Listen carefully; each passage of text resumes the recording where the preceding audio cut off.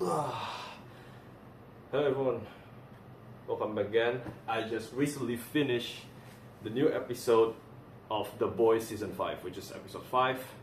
It's titled One Shots. Again, I hope this doesn't become 24-minute video. But yeah, anyway, let's just jump into it. Again, this episode feels like a filler. I don't know, man. It's like... I get it. It is an 8 episode, but I kind of wish there's more pacing or like more progression, I guess. But again, we got another story, character development, and thank God, at least it's a bit better than the last episode because there are some deaths in this episode. There's a lot, and there's one major one, which is unsurprising. Because literally what happened in the first start of this episode. So I'm not gonna say anything about like who's dying, but there's a lot of character development here. Basically in this episode, Soldier Boy and Homelander is tracking down, they threaten Stan Edgar. Like, I don't understand how Homelander didn't think of that. There's like a mention how Homelander couldn't crack Stan Edgar. Like, what? How do you don't know that he got, like a daughter, right? He got Zoe or something like that. Like, I don't understand how he doesn't think of that. I guess he's too, I don't know.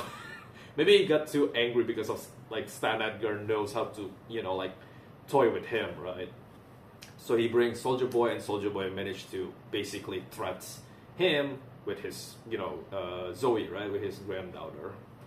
So that happened, and he kind of revealed, oh, there's this guy named Mr. Marathon. He knows where, V1, right? And then they basically, the whole plot is basically they kind of found out the whole progression is that they know that, like now the hero, Homelander and Soldier Boy, I mean, they finally know and found out, V1 still exists at the ends of bomb site, which we kind of already know from the previous episode, but it's like from the boys part, right? So the boys already know, but again, like the boys in this episode is just full on story, like character development, character arcs. We got more character arcs, like from Firecracker, Sister Sage. We finally get to know what is Sister Sage plan is all about, and the reveal is kind of like, okay, it's not crazy, it's not something that's like like mind-blowing. When I heard what's like her plan all along, it's like, oh, that's it, like, okay. So like, I don't know, it doesn't, because like the whole thing with Sister Sage mystery plan is that it kind of like, it becomes so hyped up because she's like the most intelligent superhero, right? Soups, right? Like her power is her brain. And then when you kind of realize, when you know, and she kind of reveals her whole plan, it's like, wait, that's it? What? That's it? I guess. And again, like, we got Black Noir, a story arc. We got more Allfather, the Deep as well. There's something going on with Black Noir, which I have a feeling that the one who's going to kill the Deep is gonna be Black Noir. Hopefully we're gonna have those two fighting at one point, maybe like next episode, maybe, hopefully. But again, this whole episode feels like a filler. I guess the best part is Terror. This episode is basically kind of like, I don't know, Quentin Tarantino, I guess, like Kill Bill. Like Bullet Train, I think Nope, right? Nope, Jordan Peele's Nope also did that. It did this. Basically, it's like chapters. Like you it's kind of like Alan Wake 2, where it's like the character's name, and then we get to see the character's POV, or like the character's scene and moment. That's basically what happened in this whole episode. So we got Black Noir, Soldier Boy, Sister Sage, Firecracker, and Terror, the dog. And again, I think, again, they're all great at acting. The performers are great. Again, like more Huey and Butcher. they're great. Like he's great. Like Kimiko, thank God. Like I think she only says like one line. Like again with her like TikTok language. Like I fucking hate Kimiko now. Like it's so cringe every time she uses that, like those brain rot TikTok language, whatever, man. But thank God again, just like in the previous episode, she doesn't talk much in this one. So I'm glad that happened because I'm really tired hearing her voice and hearing her dialogue is just either about sex or about sex, like god damn it. Like I think her only best thing is just when she talks back to Butcher and she's like oi oi oi and gun gun gun. Like I like that. That's the best line that she ever speak from this season. But yeah, anyway, so at the end of the day, I couldn't go any lower. I couldn't go any lower. I don't think this is a 6. Honestly, I think, I don't know. Maybe I'm gonna drop episode 4 as 6. I don't know. Maybe. Let's see at the end of maybe like after I finish the whole season, maybe I'm gonna change some of the numbering, the scoring. But now, episode 5 is gonna get another 7 out of 10. Yes, it's another 7 out of 10. It literally feels like a filler. Yes, there are some moments that are like great. There are some major deaths. There's a major death, but I feel like there's some stuff that can be fleshed out more. And like, why is this only appear once? And like this things that's gonna happen. This death is so obvious. But yeah, again, some letdowns and stuff like that. So yeah, that's it. I guess it's a 7 out of 10. Anyway, time to go to the spoiler stuff. So. Again, so the whole Homelander. Oh well, let's start with the first scene. It's Firecracker. She basically got a story. We get to know more about her. How she's I think she's like a Catholic or a Christianity. I think she's like a Catholic. I don't know. But she is basically religious. Back in the day, she met with a reverend called her. But then later on, she kind of betrays him, like on the national TV news, because she's afraid of Homelander, right? She's truly afraid of Homelander, and she knows that. I think like a lot of the members know that he's getting crazier, and so she's kind of like forcing a lie that she like her reverend is actually a pedophile, a starlighter. She basically like shitting on, her reverend, her childhood reverend, and basically because like, Homelander stuff, like the whole thing that the reverend doesn't want to become, which is the Democratic Church of America, right? So she just basically doing that, and she kind of regret it, but it doesn't seem like she kind of regrets it. I mean, she definitely regrets it, but she does it because she's afraid of Homelander, right? So that's the whole story. And you know what's gonna happen when a character, when there's like a story beat that is like involved with a character that we rarely ever get a story from, and then she's like getting kind of emotional. She's like, she remembers her good old days, and the Reverend is not even a bad guy. He is a good guy, but he just doesn't want to become the Democratic Church of America. His whole church got destroyed by Praying Mantis. I'm sure we're gonna meet this Praying Mantis guy later on the episode, I guess, like later on other episodes maybe. But yeah, and basically at the end, she dies. She fucking dies. She confronts Homelander, and Homelander know that she's afraid. She's lying.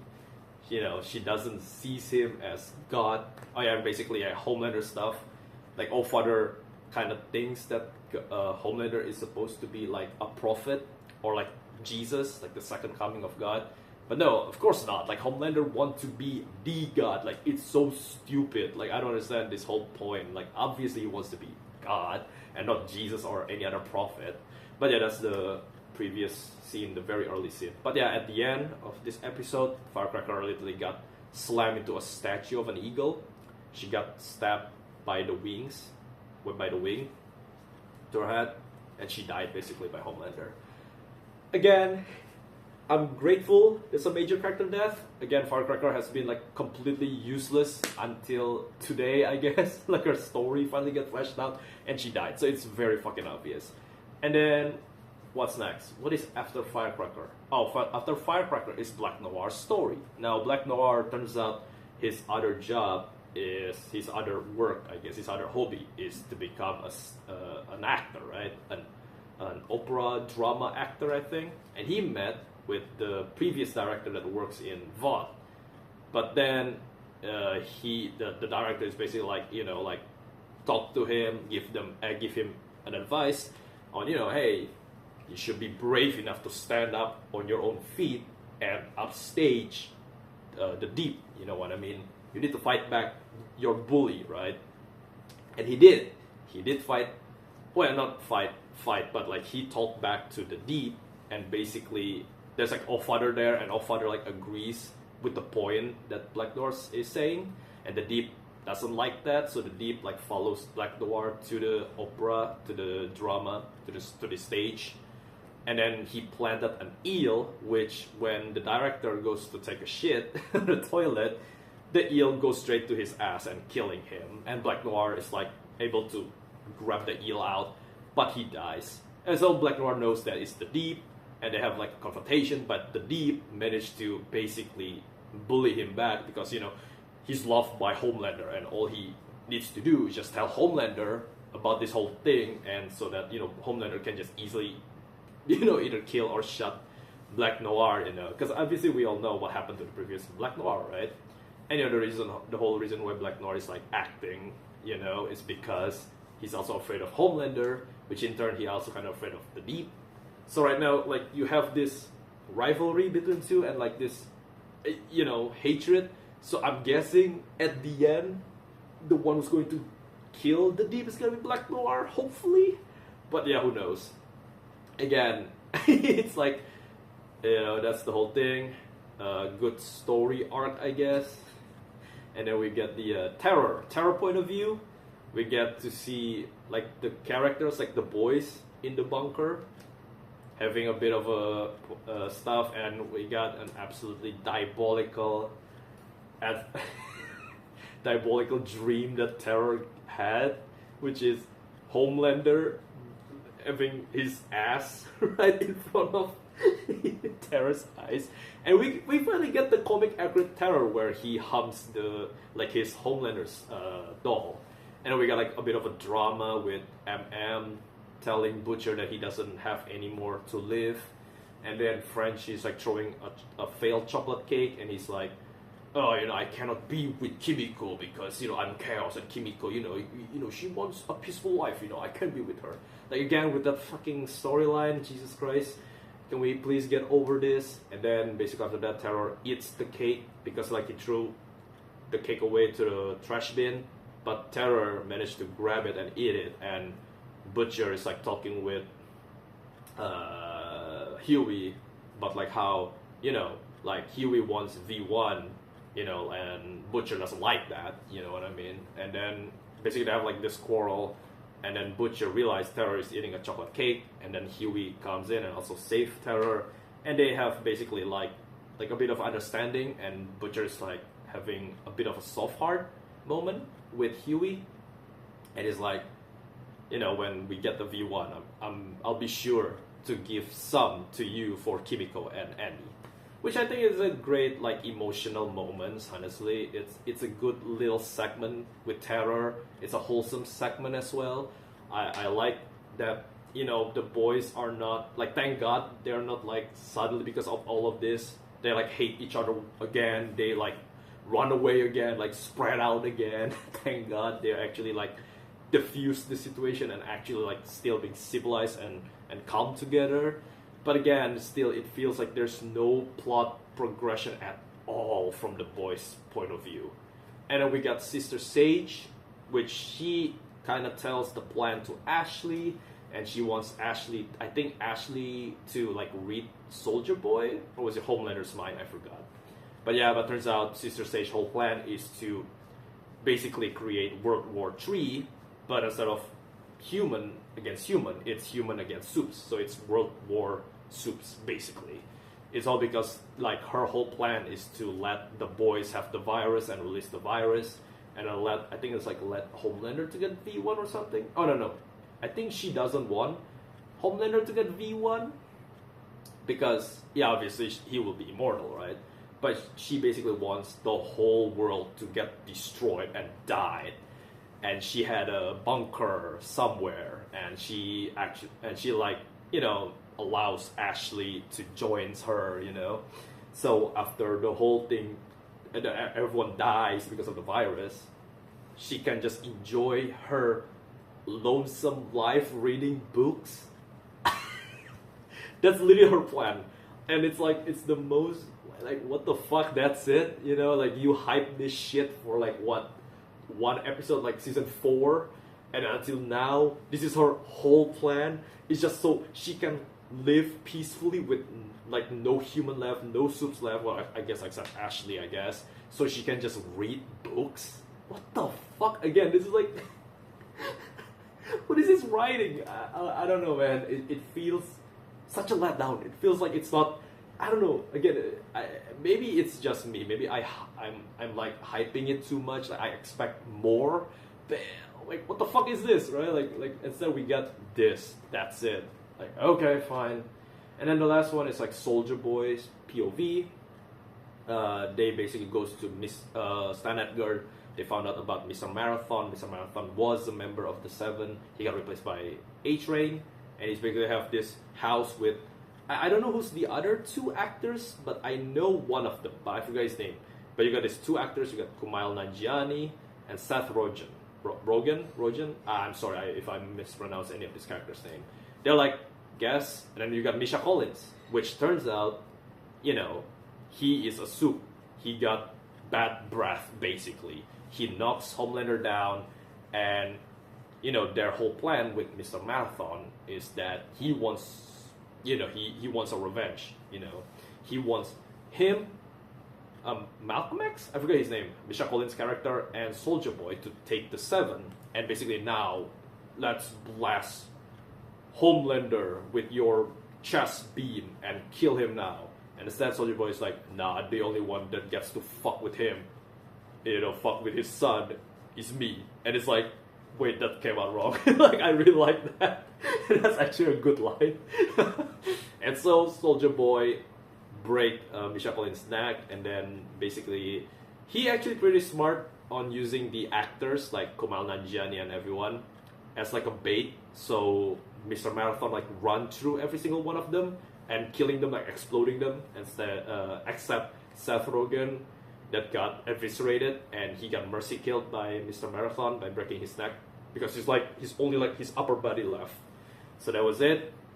And then he Soldier Boy lures Mr. Marathon to his trophy room and then dump like a lot of baby oil on the ground. So when he runs in, he gets slipped, and then Soldier Boy breaks both of his legs, and then that's when Mr. Marathon is like, yes, Bombsight does have V1. He finally reveals Bombsight, but he doesn't know where he is, and then Homelander comes in and crushes his head, and basically Mr. Marathon is dead. And that's the whole thing. So they now knew that Bombsight got V1, but they don't know where is he. Again, it's not really the supernatural, you know, reunion. It's more like close. Where's Jim Beaver? Where the fuck is Bobby Garrett? That's his name, right? Where the fuck is Bobby? He's a character in this series. Like, he's still alive, right? It was like the ex-president. I thought he's gonna appear as well to get this like complete reunion, but instead that's not what's happening. It's just Misha Collins, Jared Padalecki, and Jensen Ackles. Like, I get it. It is the trio, right? It's the core trio. It's Supernatural. It's like the three main characters. I feel like Bobby is also like kind of like a main character, right? But whatever. It's a reunion. It's a cute reunion. I like it, but I just hated that Mr. Marathon, like Jared Padalecki and Misha Collins are there just for the reunion because they just immediately gets killed. Like, I'm glad there are deaths that are happening in this episode. There's a lot of deaths, right? But I kind of wish we got more than just a single episode. Because this feels now, it feels like a monster of the week. It kind of feels like Supernatural in a way, where every episode, instead of like an important thing, it's like, oh, this episode we gotta fight a Wendigo. This episode is gonna, the next episode is gonna be vampires. The next episode is gonna be another cryptid or like another mythology creature. It's not like a demon or an angel or something that is like tied to the main story. So again, it feels very like supernatural-ish now with the filler episode where it's like a monster of the week type of thing. But yeah, again, it's still good. It's still a 7 out of 10. But it's just, man, I kind of wish something more. You know, come on. Like, especially from the boys' side. Like, yeah, I'm glad we got more stories from the heroes, the soups, right? But come on, man. Like, what happened? Like, we need. I know we still got 6, 7, and 8, right? We still got 3 more episodes to finish this whole thing, right? I get that. But I kind of wish, you know, I don't know, like I kind of wish we get a bit more progression. So yeah, it still kind of feels like a filler episode. Anyway, that's it. A bit of a letdown, but at least it's a bit better than the last episode. Episode 6. I am hoping they finally do something. I'm hoping in episode 6 we finally get to meet Bombsite. And that's when Homelander finally inject himself in V1. Hopefully. I don't know. Now I wonder like what's gonna happen with Firecrackers, like her legacy, I guess, or is she just gonna be like thrown away, or maybe it's gonna be like, oh, turns out she's actually secretly a Starlighter or something. I don't know. I mean, I'm sure it's nothing gonna be like, you know, something that's gonna be important to the story. And then yeah, I don't know. When is gonna be the Gen V characters are going to come? Like when? What episode? And also like I'm really interested with the whole plan of like bringing every American superhero to go back to America, and we're gonna have like this bloodbath of like the boys versus all of these soups, and I'm guessing that's gonna happen with the Gen V soups fighting the Homelander army. I'm guessing that's probably gonna happen at one of the episodes later on. Anyway, I'm really hyped for that one, and I can't wait to see more deaths and more gore, and I'm hoping that the next episode isn't a letdown, maybe a bit better. Maybe it's kind of like episode 1, you know, where it's a bit tight and a bit like, you know, there's like something going on and there are some plot progression. So yeah, thank you guys for watching. Again, it's almost 24 minutes this video, holy shit. But yeah, that's my thought on this new episode of The Boys Season 5, episode 5. And what do you guys think? Thank you guys for watching and hope you guys enjoyed this review. And if you do, please subscribe, click the notifications bell, like the video, and share your thoughts as well. Like, what do you guys think about this new episode? And yeah, thank you guys for watching, and see you guys on the next one. Goodbye.